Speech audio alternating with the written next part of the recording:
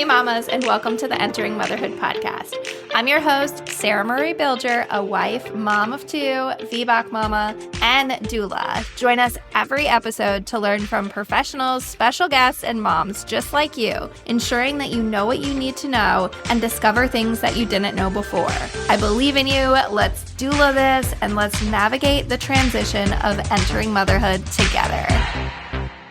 Hello, and welcome to another episode of Entering Motherhood. In this episode, we welcome Mary Farrelly, who is a Level 4 certified NICU nurse and the founder of the NICU Translator. Together, we discuss the realities of the NICU experience, common myths associated with NICU, and how families can prepare for unexpected NICU stays, or even if this is something that is planned and you know is going to be a part of your journey. Mary explains NICU levels, emotional and logistical challenges associated with the NICU, and practical ways to include NICU scenarios into your birth plan.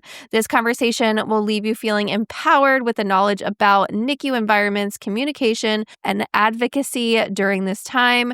Mary really focuses on reducing the trauma and fosters confidence for families that are navigating the NICU journey. And with that, let's get this episode started. I know you're going to get so much out of it, and you're going to enjoy this no matter what your birth journey is going to look like. Hello, and welcome to Entering Motherhood. I am really excited to get this conversation started because, you and I met in person previously and have stayed connected, and I love what you're doing. So I am really excited, but for those listeners that do not know you, could you go ahead and introduce yourself? Sure. So my name is Mary Farrelly.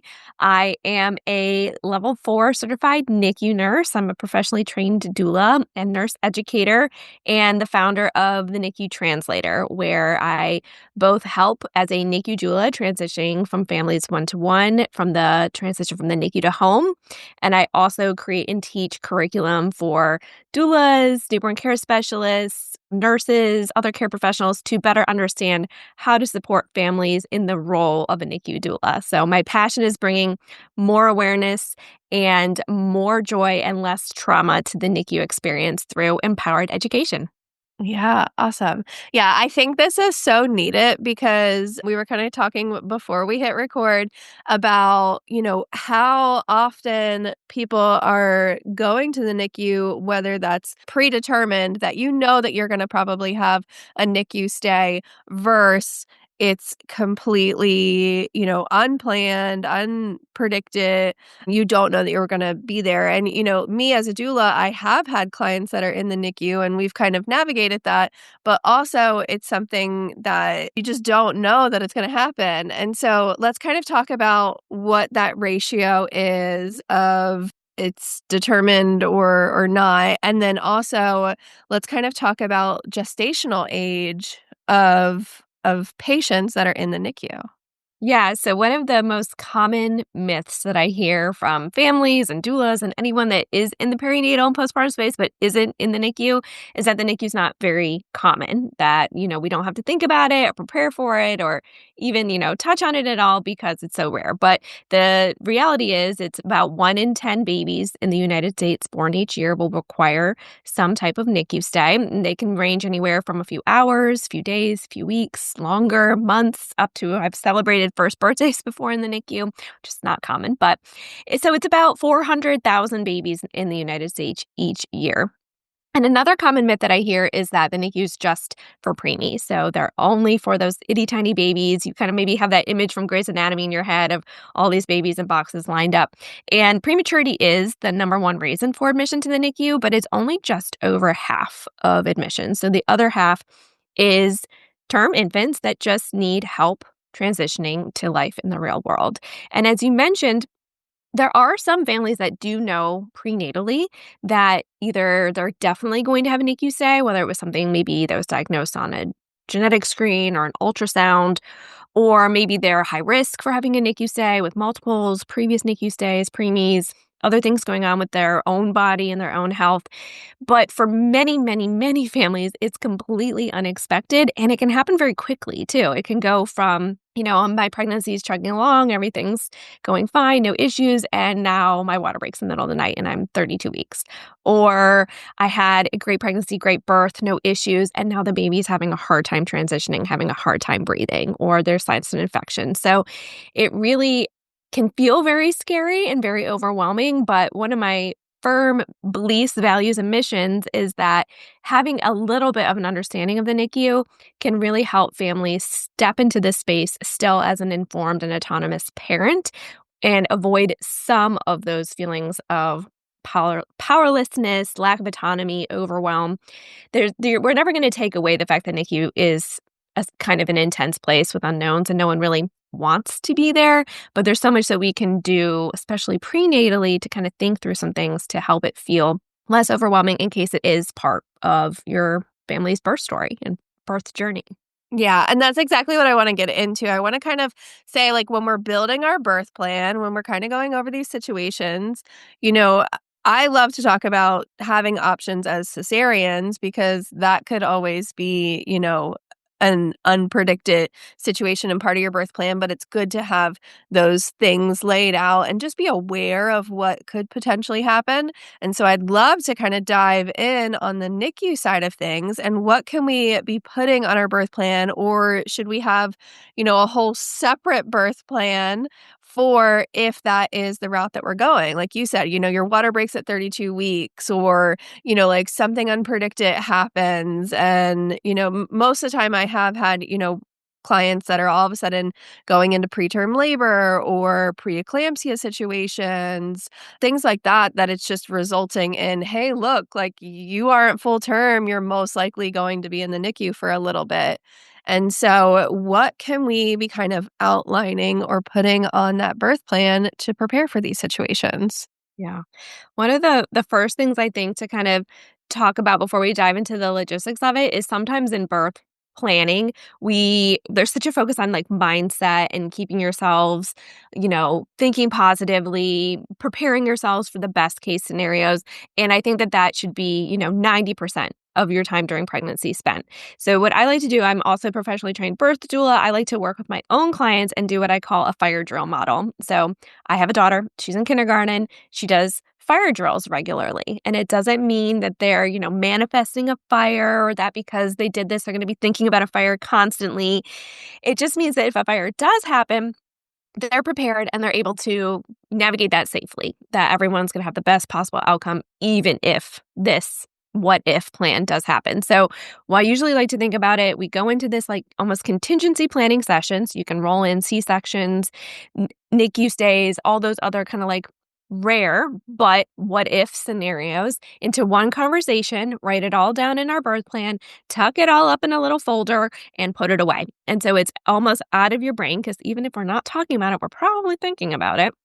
It's out of our brain, it's on a piece of paper, and those in your support circle, like your doula, like your provider, like your partner, know what your expectations, desires, and wishes are for these different scenarios. So either they don't have to guess, or you're not trying to make these frantic decisions in the moment when there's all this adrenaline and time constraints and all these what ifs. You already kind of thought about it. And obviously you're allowed to change your mind, but you kind of thought about it beforehand. So that's how I like to kind of step into these conversations, whether you have a doula and you're having a conversation with your doula, or whether you are just a pregnant person yourself wanting to have this kind of thoughtful conversation with yourself or your partner so that you also have a slight idea of how to step into it. So that being said, the first thing to kind of think about, and like this starts with like a little mini piece of education, is knowing that not all NICUs are the same. In the United States specifically, there's 4 different levels of care. So sometimes people will be like, oh, my hospital has a NICU or wherever I'm delivering has a NICU. But it might not have the level of care that your baby might need in that moment. So the quick snapshot is that the lowest level of care is what's called level 1 NICU. This is also known just as a well baby nursery. So it means that there's someone on staff in that hospital that is trained to resuscitate and stabilize a newborn that needs additional support, whether they're term or preemie or whatnot. But they do not have the facility, the staff, or the equipment to care for that baby beyond just the first really hour or so until they've transitioned and called in an additional support team. So if your baby's delivered at a level 2 NICU, needs additional support, they would likely need to be transferred somewhere else. The next level up is level 2. This is known as a special care nursery. These tend to be associated with like smaller community-based hospitals, and they usually can take care of babies that are 34 weeks or older, but that really just need what we call in the NICU feeder growers. They just literally need time to learn how to eat and get a little bit bigger. Maybe they need some time under some heat in an isolette, but they don't need a lot of additional complicated support. So some babies that are born, even if you're delivering at a hospital, you go into labor and your midwife, doctor, or OB, whoever's there, is at this one facility, but you're in labor at 32 weeks and you show up at the same hospital and deliver, you're going to stay there, but your baby is going to be transferred somewhere else. So that is something also to just think about too in these what-if scenarios. The next level of care is a level 3. These are your like typical NICUs. They can do a wide spectrum of support down to the itty bitty preemies through term infants. Usually they can do some surgical interventions, but there are still several instances in which a baby still does not have the full spectrum of care that they need. So they would need to be transferred to a level 4 NICU. And those are usually associated with teaching hospitals, children's hospitals. They tend to be more regional. Most states have maybe 1, 2, 3. Bigger states are going to have more. Some states don't even have any. So they might need to be transferred to an entirely different spot. So these are things to be aware of. And depending what's going on, if you know prenatally that something might happen, they might even transfer your care prenatally to a different hospital. But it can be helpful just to know a snapshot of in your area, where are the level 1, 2, 3s, and 4s, and what's the transfer pattern? Whether you're delivering at home, do you have a preference if the NICU needs to be involved of where to go? Just a flavor. And this is a Google search. Like you don't have to go and call every NICU in your town and go deep. It just is like a quick understanding. And as a doula, if you're listening to this, I always encourage you to have this information on hand for your family so they don't necessarily have to do the Google searching. You can just know, okay, XYZ hospital is a level 3. If you call me in the middle of the night and you're in labor and you're 31 weeks, I'm going to tell you to go to this hospital here versus this one for that reason. So that's just the first step is like, who's who, what's what, do I have preferences in what hospital if the NICU is part of my stay, where it's going to go and what it's going to look like. The next main thing to think about is the NICU, the hardest part of the NICU reality is there is a level of separation. The baby is going to go in one place, whether it's the same hospital or a different unit or a different hospital across town or a hospital in a different state. There's going to be some element of separation from you and your baby. What do you want that to look like? Who do you want to stay with you, the person who just gave birth, versus who do you want to go with the baby? This can look very different for many people. Some people want their partner to go with the baby. Some people want their partner to stay with them. Some people want the doula to stay with the family and the partner. It depends on what feels right to you. And obviously you can change your mind in the moment. But the amount of times as a NICU nurse that I've been like, okay, we have to take your baby to the NICU now. We're leaving. The scramble and the panic and the who goes what, all those feelings. If you've already talked about it beforehand, it's just way smoother, calmer. And then on the flip side, how do you want to be updated? Because likely if you're the person that gave birth, you're not going to be able to go with your baby to the NICU, and you might have a prolonged period of time before you're physically able to be transported to see your baby. So how do you want to get updated? Do you have a point person that you want to be the one that's getting those updates and communicating with them to you? Do you prefer in-person updates versus phone calls? What is the contact number and the hospital's pathway for updating and communicating those needs? So to having someone having that conversation before the baby leaves the room can be really helpful too, because that also can happen. People leave and are like, I don't know what they said. Do we call? Is there a password? Can we just go downstairs? Just kind of thinking about that beforehand. So those are kind of like the early on, like what if basic NICU scenarios. And then you can keep going a little bit next level, a little bit deeper too. And some of these can be a little bit, a little triggering. So you want to have grace with yourself and know that if you're not in a space to think through these scenarios, that's okay. But another thing that comes up is around feeding, because the NICU is also very different in terms of the feeding journey. If your breastfeeding is something that you're desiring as part of your postpartum experience and your feeding plan, What is that gonna look like if the NICU is involved? Do you have preferences around using donor milk as a bridge versus formula? Do you have preferences on how and when you would like to start your own lactation journey? Because likely if the NICU is part of your stay, you're probably gonna have pumping as part of at least the beginning stages. And then something to think about in that pumping scenario is if you are unconscious, unwell, unable to pump yourself, are you okay with someone else pumping your body for you? This happens more often than people realize, sometimes, especially in a NICU delivery, say for preeclampsia, and the mother is still really sick, or sometimes they're even in the ICU, or maybe it was a really long surgical procedure and they're still under anesthesia. Those the early milk extraction really sets the tone for long-term lactation. So sometimes as a NICU nurse, I've been in a scenario where we're asking the partner, do you know if she wants to have pumping happen now? And they're like, what? Like, I don't know. And there's no right or wrong answer. Some people are like, absolutely not. I will take my chances. I do not want to be pumped unconsciously. And other people are like, you know what? This is how I want to envision my journey. I'm okay with that. But having that conversation beforehand is another layer. So those are just a place to start. But there's a lot more kind of little nuances, little pathways to think through too. Yeah, I think, exactly to your point, like sometimes these conversations just aren't even had because maybe you know that your partner wants to breastfeed or you know that that's like part of their journey. But yeah, you've never had the conversation of, okay, but if you're incapable of doing it yourself, what do you want that to look like? And it is like, it can be triggering, it can be different conversations to be had, but it's also like, sometimes the reality of the situation.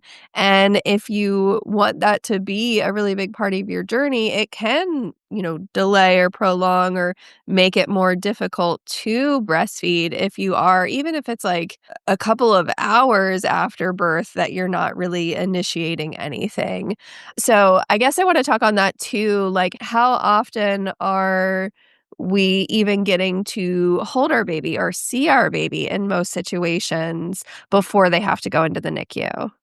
That really is going to be very case dependent on the immediate needs of the baby and also the logistics and policies of the hospital. Like, depending on whether the baby is going, down the hall to the NICU versus preparing for transport in an ambulance or even a helicopter sometimes, depending on what's going on to another NICU. If the baby is stable and well and just is needing like a little bit of support, ideally we are resuscitating and stabilizing. So all NICU providers and most of the L&D providers too are trained in what's called NRP, or neonatal resuscitation program. It's this international standard of how, if a baby's struggling preterm or having a hard time breathing, how to get them out of that loop and safely breathing again. So if once we've completed the steps of NRP, which if the baby is well and it's just tiny, you just have a 32-weeker, they're crying, they're doing their best work, they just know they're going to need a little bit of help, we can maintain an observed connection time, making sure the baby stays safe. If the baby's born extremely preterm, they're going to likely need to resuscitate, stabilize, make sure the baby is well.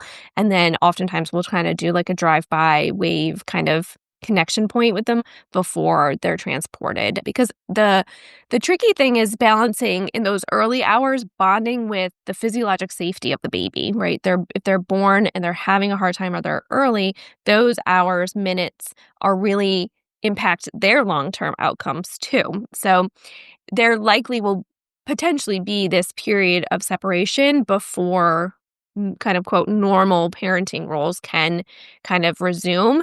The most NICUs are very aware of the benefits of skin to skin, especially for critically ill and tiny babies.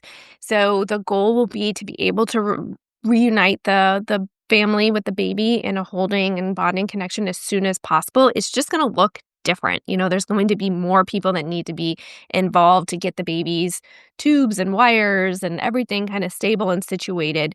But there is still such an important role as a parent. The medicine that a parent can provide in the NICU is something that medical teams cannot. We cannot provide that bonding connection, presence, physical touch in a way that a family can. So knowing as the NICU, if you're stepping into the NICU journey or preparing for it, kind of imagining that it's going to look different, but it's still going to be beautiful in its own way. And the story that is yours and your baby is usually a winding roller coaster path, as the NICU often is, but it's just chapter one, too. So the NICU is just the beginning. There's so many more chapters to come, and how you show up for yourself during the NICU journey is just as important as how you show up for your baby, too. Can you kind of prepare us for what it might look like as far as, like you mentioned, like, like the tubes and the hookups and the sounds and the monitors, like most of us are walking into this, never have been in that situation. So how can we kind of prepare for what we might see and what's sort of standard as far as hookups on our baby or what's around the room and things like that? Yeah, the NICU environment it's its own world. Even if you've been in healthcare and taking care of adults or even older children, the NICU is a very unique environment because our patients are very unique and very special in what they need and what support they need. But typically when you go into the NICU, the first thing you're going to be asked to do is to scrub your hands and elbows like you're going into surgery. It's hand hygiene and infection and germ control is really, really important in the NICU because all newborns have a lower immune system. They are fragile in their ability to fight infections. Preemies and babies that are having a harder time transitioning, that are term or critically ill, they have even lower ability to fight infections. So you're going to come in, you're going to wash your hands, kind of get situated, and then brought back to your baby's either room or bed spot, depending on how your NICU is set up. This is another kind of thing that is different in different NICUs. The old and still very present model of NICU care is what's called bay or pod style. So that means a bunch of babies are going to be basically in one big room. And they're all going to be lined up kind of along a wall, maybe in a horseshoe shape or a circle or along, square, whatever it is. But there's very limited privacy and you tend to be very close to your neighbor. And there's some benefits to that model, but it can be very overstimulating because you are around other babies, gear, equipment, alarms, sounds, crying, all those different things, families dynamic.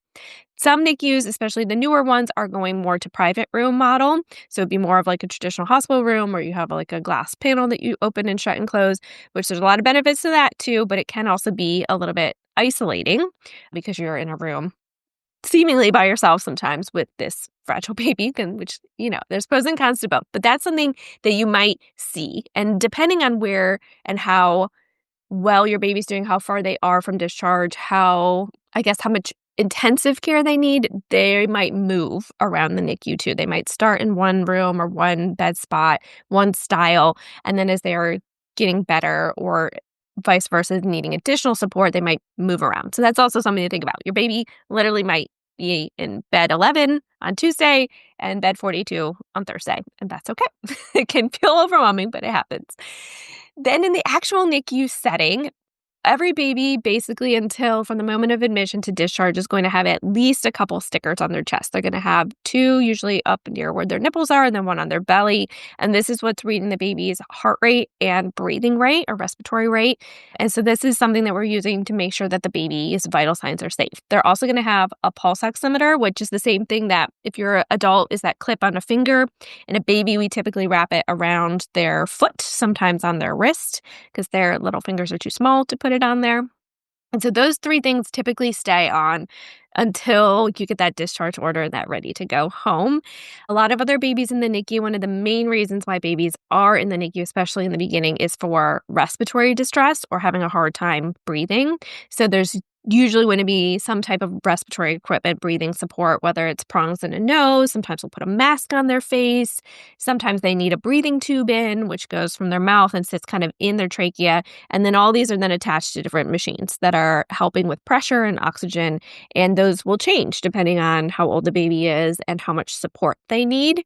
And then usually also there's going to be some way to get the baby nutrition and calories. So if a baby's very premature and their belly has not turned on yet, or they're really sick and they're not able to digest food, they're likely going to have some type of an IV, whether it's one in their arm or sometimes their foot or sometimes even their scalp, which can seem really scary, but those are actually very stable good IVs in babies, but can be a little overwhelming for families. And then early babies often will have an umbilical line, so IVs that are put directly into their belly button because they still have these big, fresh blood vessels there. They're not able to stay for long times, but those will also be attached to an IV pump.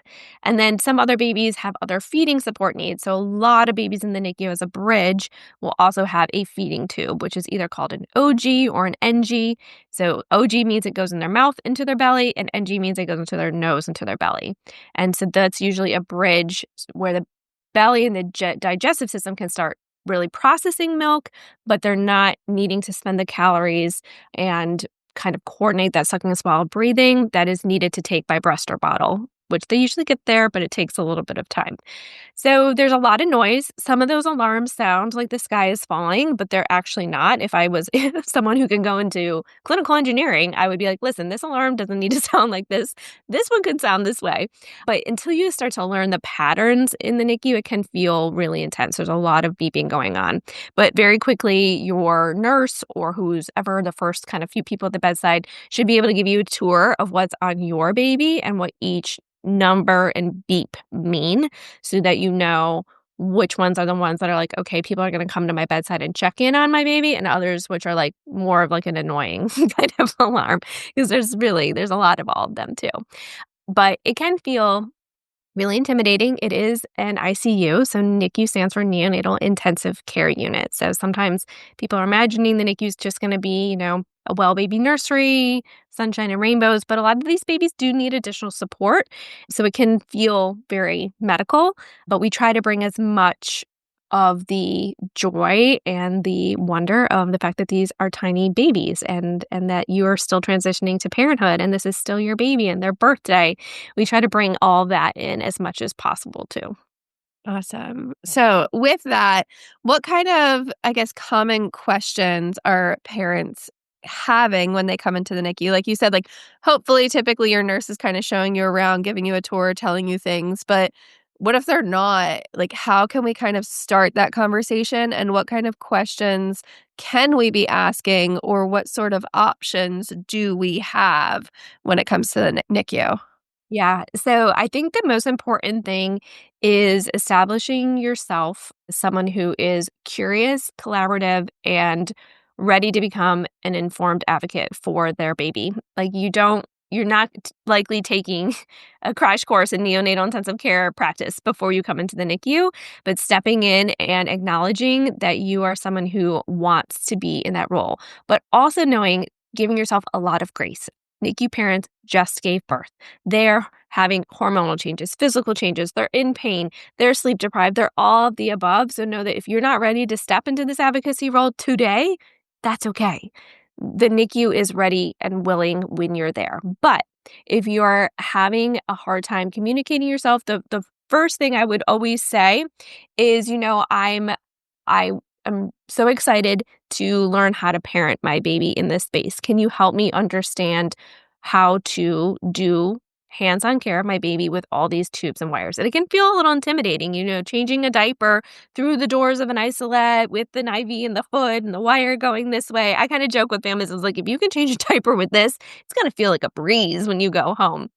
But really trying to form curious and collaborative relationships, but also knowing that especially the doctors, are taking care of multiple patients.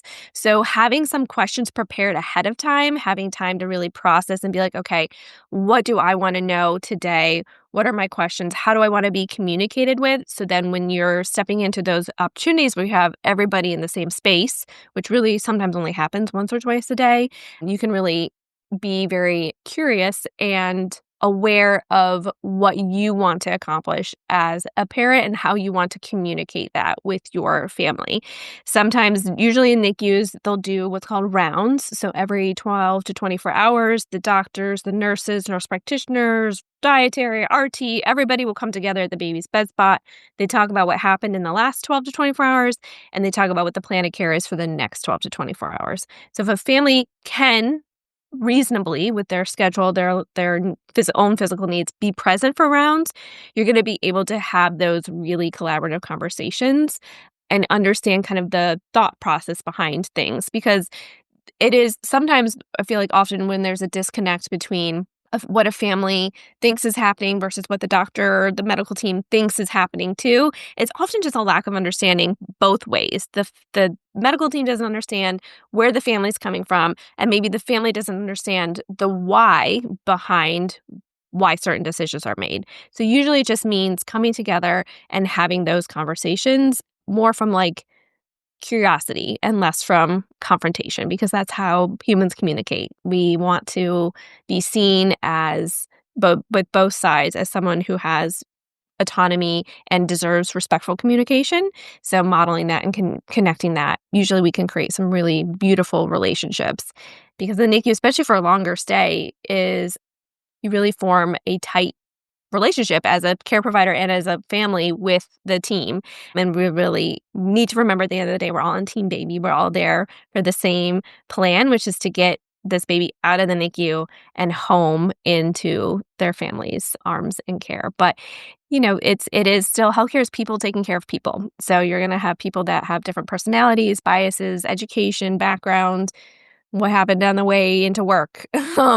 And remembering that it's people taking care of people and showing up with grace for everybody, I feel like you're going to have the best outcomes. But the most common question that I hear as a NICU nurse when people come into NICU is, when can my baby come home? And what do we need to do to get to that point? So that is usually what is guiding a lot of our education and integrating, because at the end of the day, that's the goal, is to get the baby home. And the NICU is not forever. So can't go to kindergarten from the NICU. You simply cannot. There is a light at the end of the tunnel, even though it's hard to see sometimes.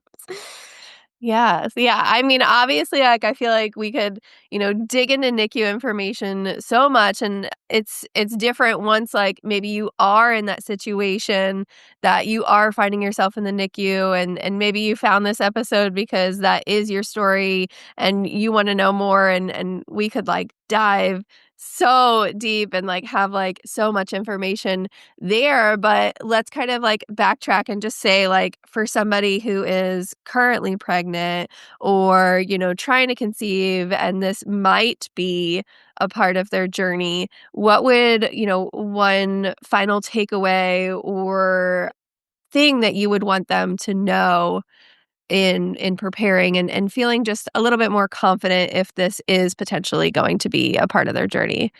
Yeah. One of the things that can happen when the NICU is involved is this feeling of lack of autonomy, and that you're second tier. You're a parent, but you're not making the decisions. You're a parent, but you're not leading the touch. But I want you to know that you are the most important person of your baby's care team. You know this baby from the moment that they were conceived until today and beyond. The healthcare providers are coming in, sharing their expertise and doing their work, but you are the one that knows your baby best, and your baby is so lucky to have you. There tends to be sometimes in NICU families brains this feeling of overwhelm or guilt or what ifs, but know that your baby is yours for a reason, that they chose you, that you are meant to do this together, and that the NICU, again, is only chapter 1. So give yourself so much grace and understanding, but know that even just your physical presence in the NICU stay, you and your baby are going to be okay. The NICU is only the beginning, and there's so many beautiful, incredible moments to come. Awesome. Well, you have a lot of stuff going on, a lot of, opportunities and resources and where we can find you and everything like that. So, for those listeners listening in right now, where can we find you? What kind of resources do you have currently going on? And what other information can you tell us? Sure. So I am on Instagram way too much. I'm at the NICU Translator. So you can always shoot me a DM there. I do have, if you're listening to this and trying to be like, okay, I do actually want to have this NICU birth planning conversation, I have a free template that you don't have to go back through here and write down the questions that I was saying. It has all these questions listed out and a few more, and can help you kind of guide these conversations, whether you're a professional supporting a family or you're a family yourself. So you can find that on my website, which is thenicutranslator.com. It's also in my bio on Instagram if you just want to click there and find it. And then as we were talking through this, one of the things that sometimes can help fill in those gaps of advocacy, physical and emotional support for NICU families is a NICU doula. So my mission is also to bring NICU doula care into the NICU setting, because doulas are often left out of the NICU for a variety of reasons, sometimes lack of understanding, knowledge, the policies of the NICU, things like that. So it's my mission to bring doulas back into that space. So if you're a NICU family yourself, if you're a doula, if you're someone else who's like listening to this and be like, how can I help make NICU care better? I have 2 programs. One is called Navigating the NICU for Doulas. It's a shorter foundational course. And then I have a full NICU doula certification program called NICU Doula Academy, which is a ton of resources and guides. And then I also have a podcast called the NICU Translated podcast. So it's for families and birth professionals, NICU professionals who want evidence-based, empowered education in a bite-sized, easy-to-use, practical format. So that's on Spotify, Apple, wherever you get your podcasts. And I'm just here to spread NICU awareness and a lot of NICU love for everybody whose journey includes this unique but really special environment too. Awesome. Well, thank you for being here. Thank you so much for having me. Thank you, mamas, so much for listening. Remember, you are a rock star. I believe in you. Let's doula this. Let's crank it up a notch and let's kick it into high gear together. Hit that subscribe button, share this episode with a friend, message me, email me, call me, beat me. You know how to reach me. We're doing this, mamas. I am so excited to catch you here next week. This is your one-stop go-to place for helping you find the resources you need to make the best choices for you and your family during pregnancy, birth, and most importantly, postpartum. See you later, mamas.